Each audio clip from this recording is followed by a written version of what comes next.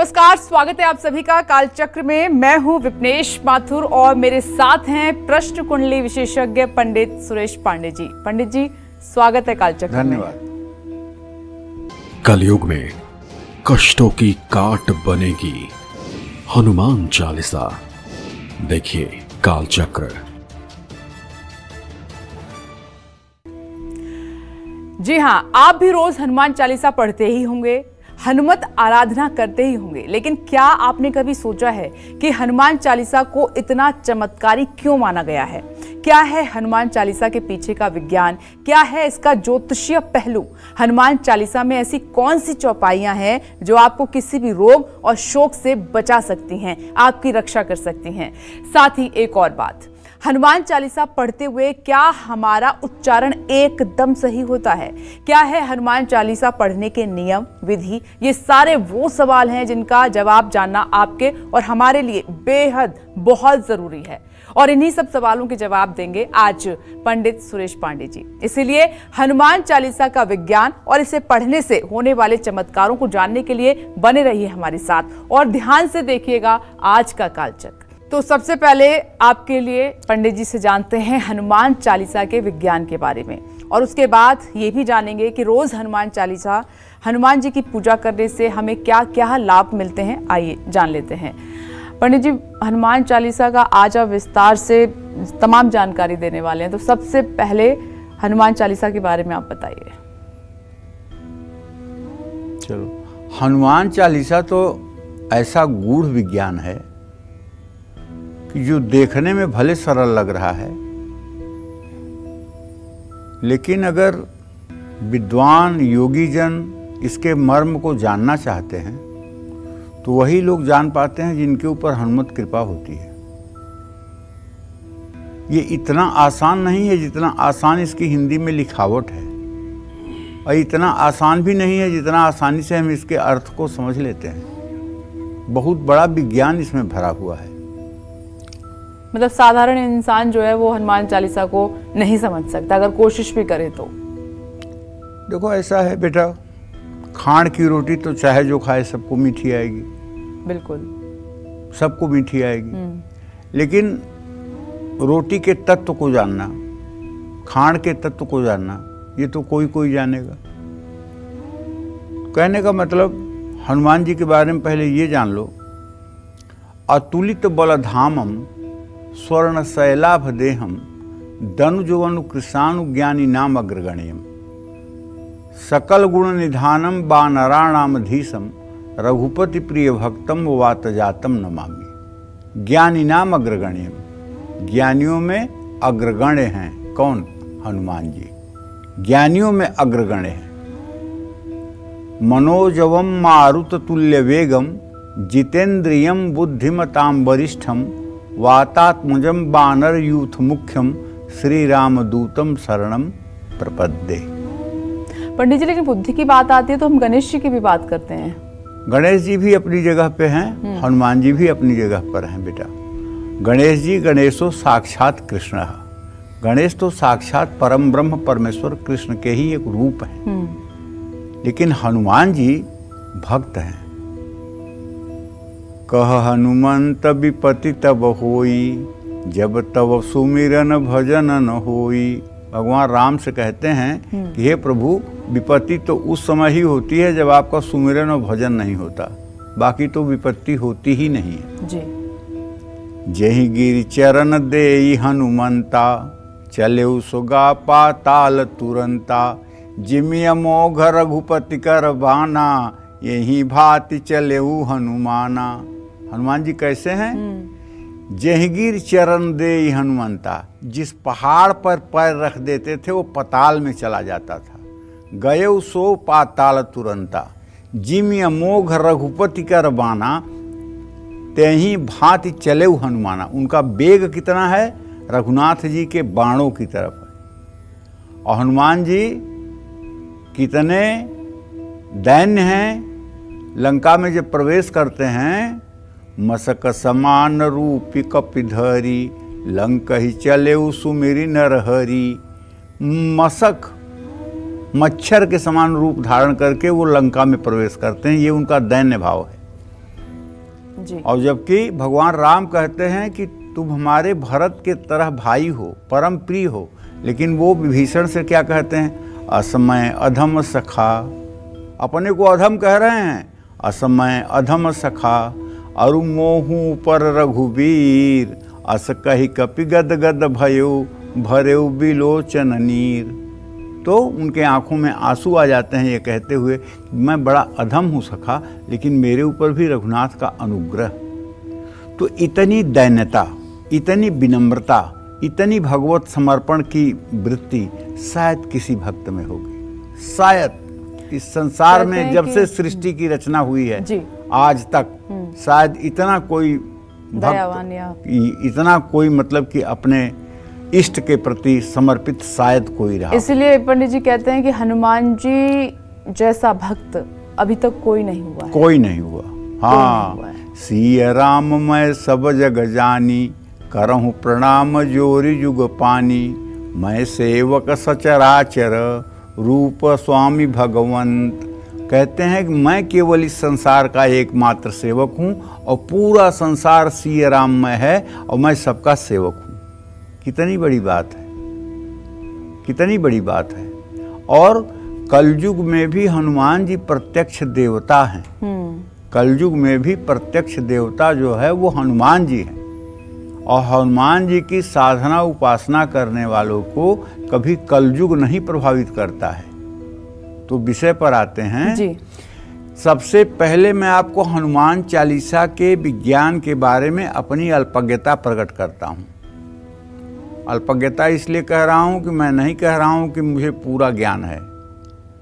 जो गुरुजनों के मुख से सुना, जो शास्त्र स्वाध्याय किया, जो बड़े बुजुर्गों से सुना, वही कुछ बताने जा रहा हूँ। जहाँ त्रुटि हो संभाल लीजिएगा आप लोग, क्योंकि आप लोग भी भगवत स्वरूप हैं।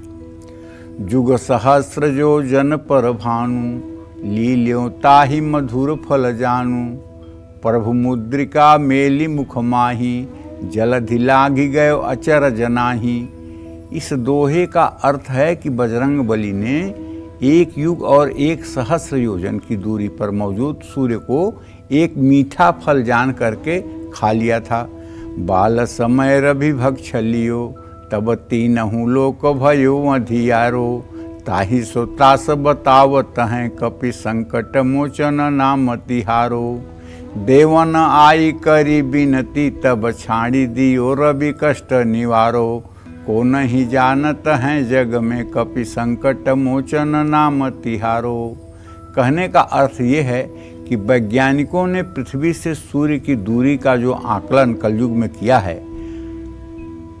उसके अनुसार गोस्वामी तुलसीदास जी ने बहुत पहले ही सूरज और धरती के मध्य की दूरी युग सहस्त्र योजन पर भानु, लील्यों ताहि मधुर फल जानू के माध्यम से बता दी थी। अब मैं आपको बताता हूं कि हनुमान जी की उपासना करने से क्या लाभ होता है। जो व्यक्ति नित्य हनुमान चालीसा का पाठ करता है, आध्यात्मिक बल बढ़ता है। ऐसा व्यक्ति हर रोग से लड़ पाता है। हर दिन हनुमान चालीसा का पाठ करने से मन और मस्तिष्क को ऊर्जा मिलती है। नासै रोग मिटै सब पीड़ा, जो सुमिरै हनुमत बलबीरा। मस्तिष्क को ऊर्जा मिलती है, ऊर्जा। हर रोज हनुमान चालीसा का पाठ करने से मन पर पड़े पुराने बुरे अनुभवों का भार कम हो जाता है, तनाव से मुक्ति मिल जाती है। हर रोज अगर दोनों समय हनुमान चालीसा का कोई पाठ करे तो उसके जीवन में और उसके आभा मंडल में निरंतर वृद्धि होती है। संकट से हनुमान छुड़ावें, मन क्रम वचन ध्यान जो लावें। सब पर राम तपस्वी राजा, तिनके काज सकल तुम साजा। तो मनोबल बढ़ाती है हनुमान चालीसा। हनुमान चालीसा अकारण भय और तनाव को मिटाती है। हनुमान चालीसा हर तरह के रोग को मिटाती है। हनुमान चालीसा हर तरह के संकट से रक्षा करती है। हनुमान चालीसा का किसी भी तरह का नज़र दोष हो, उसमें हनुमान चालीसा पढ़ने का बहुत लाभ मिलता है। नकारात्मक सोच और नकारात्मक ऊर्जा को दूर करती है हनुमान चालीसा। ग्रहों के बुरे प्रभावों को कम करने में मदद करती है हनुमान चालीसा। हनुमान चालीसा मन, तन और परिवार के क्लेश को मिटा सकती है। हनुमान चालीसा बुरी संगत और बुराइयों से दूर रखने में मदद करती है। एक प्रयोग आपको हनुमान चालीसा का बताऊं, अपना आजमाया हुआ प्रयोग बताऊं आपको। अगर कोई आदमी बंधन में पड़ा हुआ है, बंधन मतलब उसका अपहरण हो गया है, या फिर वो किसी जेल में बंद है, या फिर उसको कहीं अनायास बंधन पड़ा हुआ है और आप नहीं जानते कि वो कहाँ है, ऐसे में अगर आप निष्ठापूर्वक किसी प्राण प्रतिष्ठित हनुमान मंदिर में जा करके और हनुमान जी को चोला चढ़ा करके, उनका धूप दीप से पूजन करके और श्रद्धापूर्वक व्रत करके 100 पाठ हनुमान चालीसा के करें और उसके बाद लड्डू और तुलसी के पत्ते का भोग लगाएं, हनुमान जी से प्रार्थना करें कि वो आपकी मनोकामना पूरी करें। 7 दिन पूरा होते होते आपकी मनोकामना पूरी हो जाएगी। यह 7 बार पाठ कर जोई, छूटई बंदी महासुख होई। ये एकदम कलयुग में चरितार्थ है। अगर आपका कोई स्वजन खो गया है, नहीं मिल रहा है, कभी कभी ऐसा होता है कि परिवार में कोई ऐसा सदस्य होता है जिसकी बुद्धि मंद होती है, जो अपना पता, जो अपना एड्रेस नहीं बता पाता है और वो किसी कारण से घर से कभी बहक गया, तो इधर उधर भटकता हुआ फिर वो न अपना घर का पता बता पाता है, न अपना मोबाइल नंबर बता पाता है, तो इसलिए उसके घर आने में बड़ी कठिनाई होती है। ऐसे में ये हनुमान जी ही ऐसे सहायक होते हैं जो कोई न कोई संयोग बना करके और उस व्यक्ति तक आपको पहुंचाते हैं। कलयुग में ये इन्हीं के बस की बात है और किसी के बस की बात नहीं है। कहा जाता है कि मंत्र हो, श्लोक हो, चौपाई हो, कुछ भी हो, अगर हनुमान जी के लिए आप कर रहे हैं तो निश्चित रूप से हनुमान जी की भक्ति आपके हृदय में अगर है तो सब कुछ ठीक है। जय मां विंध्यवासिनी। तो देखिए, किसी भी तरह का संकट है या कोई नकारात्मक आप सोच का शिकार हो गए हैं तो हनुमान चालीसा में कितनी शक्ति है ये पंडित जी ने आपको बताया है कि अगर आप हनुमान चालीसा पढ़ते हैं, हनुमान जी की आराधना करते हैं, इन सब संकटों से आप दूर रहेंगे। और जैसे कि पंडित जी ने अभी कहा कि मंत्र हो या श्लोक, चौपाई हो या फिर कोई पाठ, अगर उसका उच्चारण सही नहीं है तो उसको, उस पाठ का आपको पूरा लाभ नहीं मिलता है। ऐसे में कहीं ऐसा तो नहीं है कि आप भी हनुमान चालीसा का गलत उच्चारण करते हो। क्या है हनुमान चालीसा का सही उच्चारण, आइए पंडित जी से जान लेते हैं। तो पंडित जी, सही उच्चारण कैसे करें फिर? देखो, और हमें कैसे पता चले कि हम मतलब गलत पढ़ रहे हैं, उच्चारण ठीक नहीं है? ऐसा है, हनुमान चालीसा और रामचरितमानस के दोहे और चौपाइयों में ड़ की जगह न लिखा हुआ है। जैसे चरण को चरण, हरण को हरण, शरण को शरण, हनुमान चालीसा में श की जगह स लिखा हुआ है। जैसे कलेश को कलेश, कपीस को कपीस, शंकर को शंकर, हनुमान चालीसा में व की जगह ब लिखा हुआ है। जैसे विक्रम को विक्रम, विद्या को विद्या, विकार को विकार, महावीर को महावीर। हनुमान चालीसा की एक एक चौपाई में गोसाई शब्द है, इसको गोसाई ना बनाएं। हनुमान चालीसा में हर शब्द जैसे लिखे हैं उनका उच्चारण वैसे ही करना चाहिए। इसमें अपने दिमाग से फिल्टर नहीं करना चाहिए कि ये तो हनुमान जी ने गलत लिख दिया, ये तो तुलसीदास जी ने गलत लिख दिया है और इसका सच्चा अक्षर ये होगा।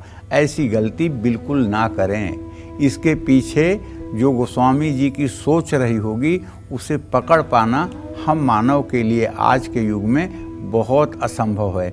ये हनुमत कृपा से ज्ञान हो जाए तो भले आपको पता चल जाए, या कोई सिद्ध संत जिनके चरणों में बैठ करके आप इस मर्म को जान सकते हैं।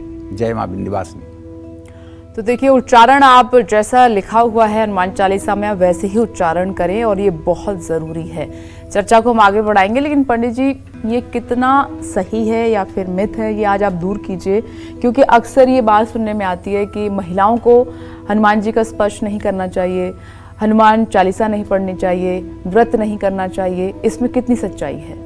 देखो, न तो मैंने यज्ञ मीमांसा में पढ़ा है, न मैंने निर्णय सिंधु में पढ़ा है, न मैंने किसी रामायण में पढ़ा है, न किसी हनुमान मतलब कि किसी ग्रंथ में पढ़ा है कि महिलाओं को हनुमान जी का स्पर्श नहीं करना चाहिए।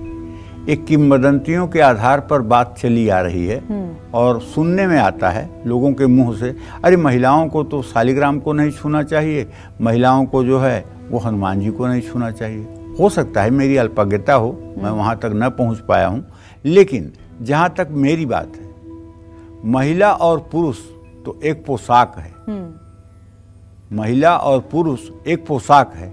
सच बात यह है कि जो विपनेश तुम्हारे अंदर जीव अंश है वही हमारे अंदर जीव अंश है।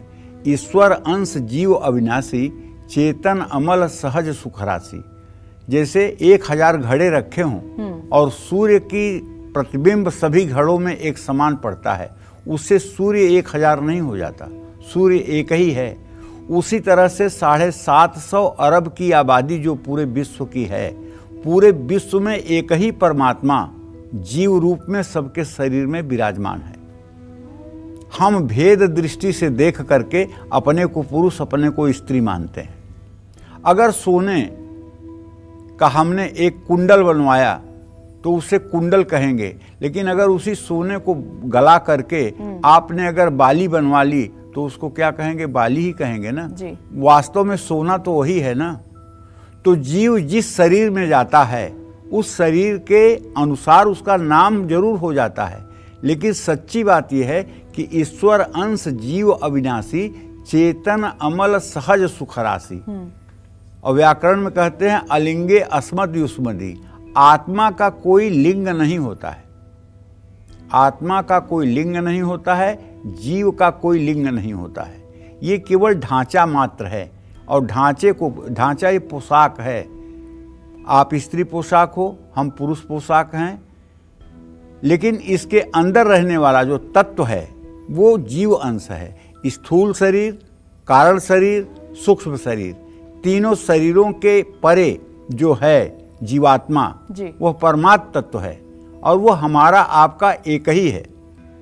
किसी ने उसे जगा लिया है, किसी ने उसे सोए रखा है। जब भगवान की भक्ति होती है, जब भगवान का यस्य जिह्वाग्रे वर्तते नाम तुभ्यम, जिसके जिह्वा के अग्रभाग पर हर समय प्रभु का सिमरन चलता है वो जगा लेता है। जिसके जिह्वा के अग्रभाग पर प्रभु का नाम नहीं चलता है उसके प्रभु अंदर सोए रहते हैं। तो कहने का आशय ये है कि अगर आपने ये पूछा है कि महिलाएं पूजा पाठ कर सकती हैं कि नहीं, तो मैं इतना अपने मतलब दिमाग से कहता हूँ, महिलाओं को हनुमान जी की प्राण प्रतिष्ठित मूर्ति पर सिंदूर और तेल का लेप नहीं करना चाहिए, लेकिन हनुमान चालीसा तो पढ़ना ही चाहिए।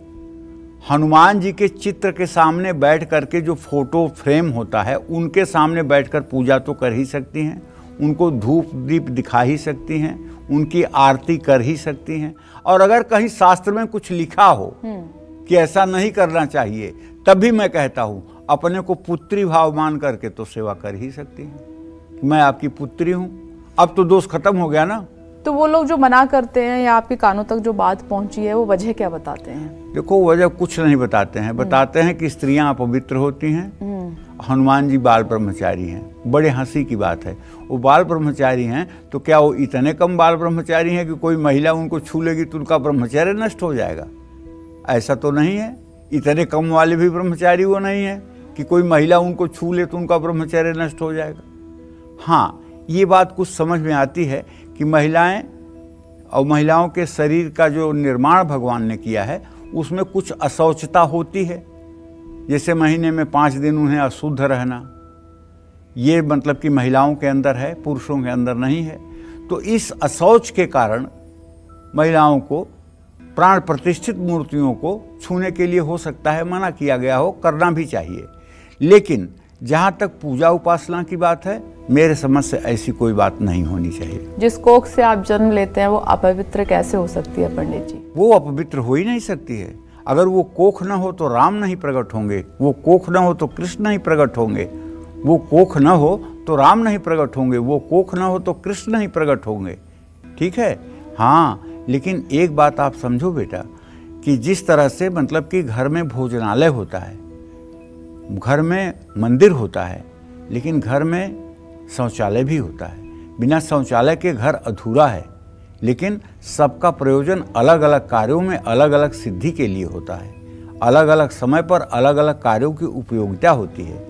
उसी तरह से हमारे शास्त्रों में 3 से 4 दिन तक महिलाओं को जो अशौच अवस्था में माना गया है, उसमें ये अपवित्रता की बात नहीं है, वह एक रजोधर्म है। उसमें शरीर से जो है थोड़ी सी शरीर को आराम और शरीर को राहत देने के लिए विधान बनाया गया है कि महिलाएं उस समय रसोई में न जाएं, उस समय खाना न बनाएं, उस समय पूजा न करें, लेकिन उसका भी हमारे शास्त्र में विधान है। जैसे एक बात सोचो ना, जितनी शादियां पड़ती हैं, जैसे साल भर में पूरे भारत में कम से कम 10-20 लाख शादियां तो होती होंगी, तो कोई बाप हिंदुस्तान में आज तक अपने बेटी से ये नहीं पूछा होगा कि तुम्हारे पीरियड की साइकिल क्या है, बता दो, मुझे तुम्हारे विवाह का मुहूर्त तय करना है। बिना ये पूछे ही मुहूर्त तय होता है।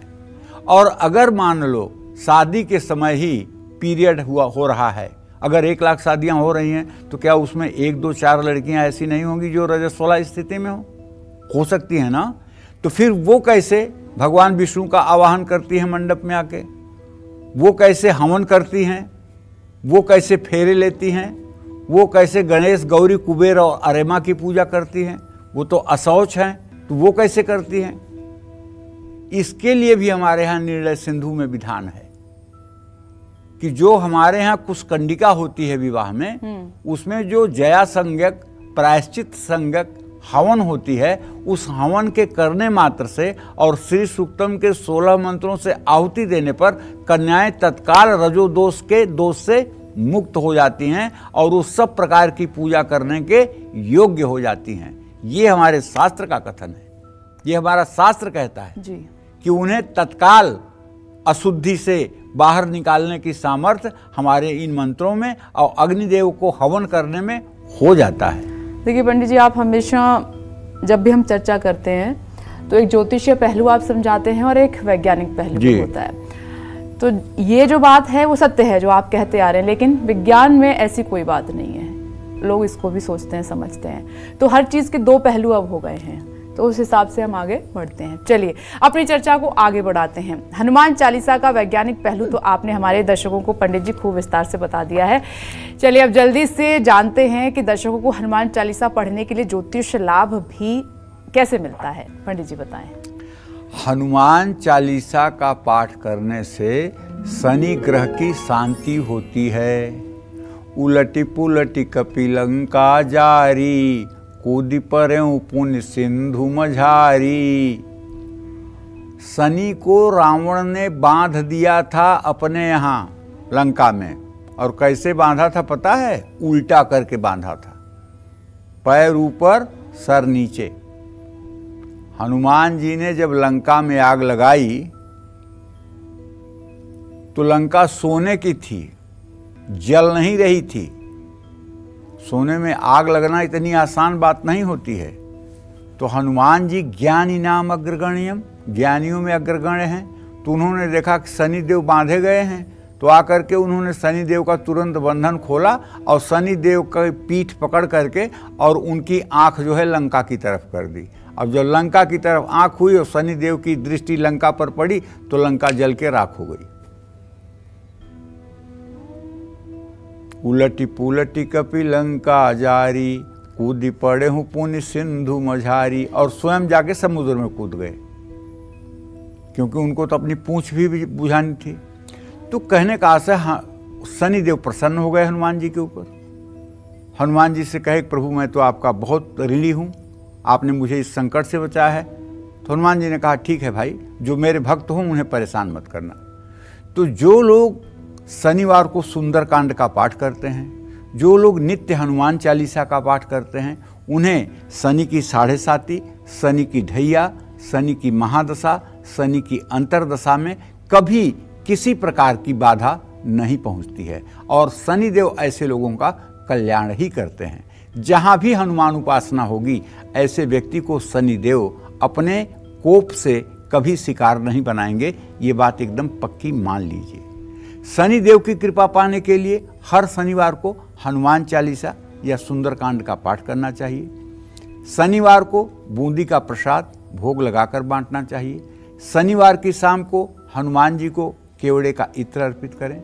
जिन लोगों की कुंडली में मंगलिक दोष है, उनको मंगल के बुरे प्रभावों को कम करने के लिए हनुमान चालीसा का 10 पाठ नित्य करना चाहिए। इससे मंगल का बल, साहस और ऊर्जा सभी जप करने वाले व्यक्तियों को मिलता है। मंगल ग्रह की कृपा पाने के लिए मंगलवार को जल्दी उठकर लाल रंग के कपड़े पहनकर घर का उत्तर पूर्व दिशा में बैठकर हनुमान चालीसा पढ़नी चाहिए और चमेली का तेल का दिया जलाना चाहिए और चमेली के तेल और सिंदूर से हनुमान जी की यदि प्रतिमा है तो उसका लेप करना चाहिए।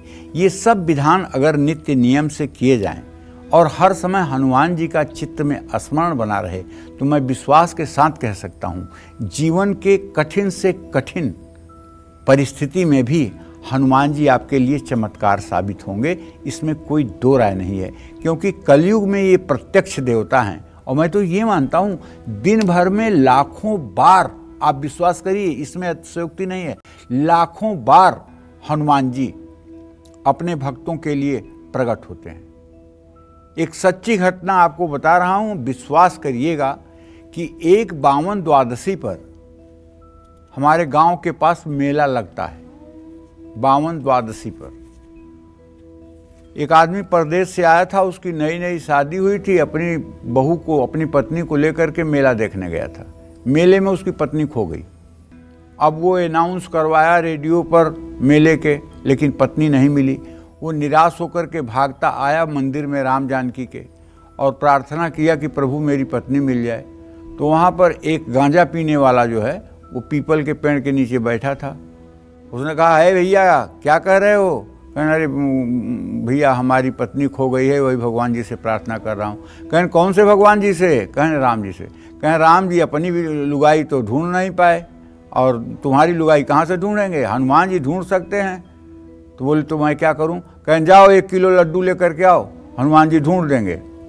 अब वो देखो, नशे में बैठा हुआ आदमी और इतने आत्मविश्वास से कह रहा है, और वो गए 1 किलो लड्डू लेकर आने। उनकी बातों पर पूरा विश्वास हो गया, मरता क्या न करता। और जब लड्डू लेकर के आ रहे हैं तो एक वृद्ध आदमी उनकी पत्नी को लेकर आ रहा है। भैया ये आपकी पत्नी है? हाँ हाँ यही मेरी पत्नी है, ये खो गई थी। ये हनुमान जी का चमत्कार। तो हनुमान जी अपने भक्तों की बातों को सही करने के लिए कभी वृद्ध बन के, कभी बालक बन के, कभी युवा बन के चमत्कार करते ही रहते हैं। आप विश्वास करिए, अगर हनुमान जी के प्रति आपके मन में समर्पण है तो मेरे कहने की कोई जरूरत नहीं, सैकड़ों चमत्कार आपके मन में इस समय चल रहे होंगे। हाँ यार, पंडित जी सही कह रहे हैं, इस समय पर मुझे ये मतलब कि चमत्कार हुआ था, इस समय ऐसा मेरे साथ हुआ था, इस समय ऐसा मेरे साथ मदद हुई थी। आपको लगेगा कि हाँ पंडित जी एकदम 100% सच कह रहे हैं, ऐसा होता है। जब आप उनका स्मरण करेंगे, जब उनकी शरणागति में आप रहेंगे। और हनुमान जी कहते हैं कि कर्म करना चाहिए। एक आदमी बैलगाड़ी से जा रहा था और उसकी बैलगाड़ी एक पानी की नाली थी, उसी में जाके बैलगाड़ी के दोनों चक्के अटक गए और फिर बैल उनको खींच नहीं पा रहे थे। अब वो वहीं बैठकर जेब में से हनुमान चालीसा की किताब निकालकर और लगा हनुमान चालीसा पढ़ने। कम से कम 20 बार हनुमान चालीसा पढ़ा। आधे घंटे हो गए। एक वृद्ध के रूप में हनुमान जी आए। बोले, भैया तुम्हारी गाड़ी इतनी देर से फंसी हुई है, तुम निकाल क्यों नहीं रहे हो? बोले, आपको क्या लगता है मैं नहीं निकाल रहा हूँ?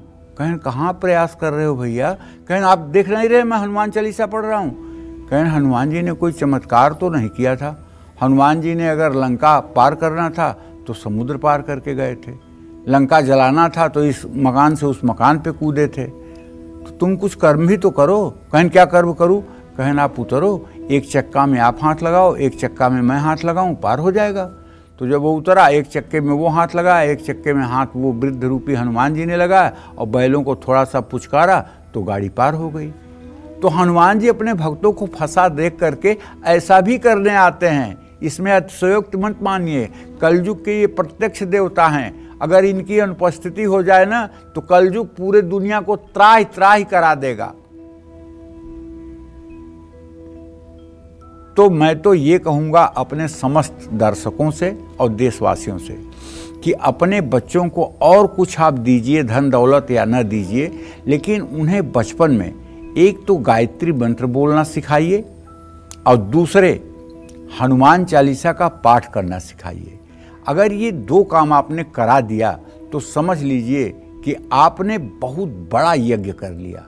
अगर आपका बच्चा पूरा हनुमान चालीसा मुँह ज़बानी बोलने लगे और आपके बच्चे को गायत्री मंत्र शुद्धता से याद हो जाए तो आप विश्वास करिए उसको इस दुनिया में सफल होने से दुनिया की कोई ताकत नहीं रोक पाएगी। एक दिन वो सूरज की तरह चमकेगा और उसकी रोशनी में पूरा जग कृतकृत्य हो जाएगा।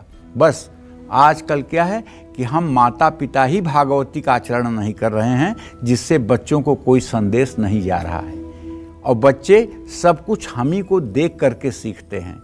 जिस तरह से हमारी पूजा पाठ में आसक्ति होगी, जिस तरह से हमारा पूजा पाठ के प्रति समर्पण होगा, उसका पूरा असर बच्चों के ऊपर पड़ेगा, इसमें कोई 2 राय नहीं है। जय मां विंध्यवासिनी। ऐसे कौन से ग्रह हैं जो हनुमान चालीसा पढ़ने से शुभ फल देते हैं? हनुमान चालीसा के ऐसे कौन से उपाय हैं जो आपको कष्टों को पल भर में हर लेते हैं? साथ ही हनुमत आराधना और हनुमान चालीसा पढ़ने का सबसे सही तरीका क्या है, पंडित जी से जानेंगे। लेकिन इस छोटे से ब्रेक के बाद आप बने रहिए हमारे साथ और देखते रहिए काल चक्र। कलयुग में कष्टों की काट बनेगी हनुमान चालीसा।